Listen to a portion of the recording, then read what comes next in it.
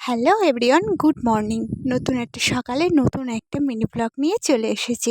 আর প্রত্যেক দিন এখন সকালটা শুরু হয় এই আমাদের উঠোনে পড়ে থাকা নিম ফুলগুলোকে দেখে।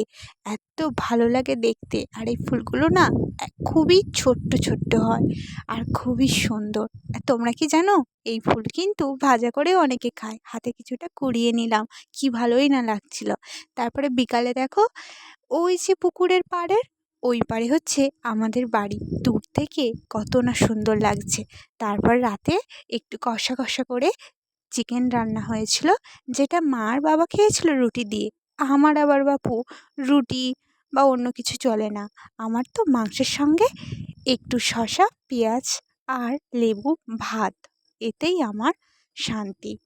আচ্ছা, আমার মতো কে কে আছে বলো তো, যারা মাংসের সাথে ভাত ছাড়া আর কিছুই বোঝো না?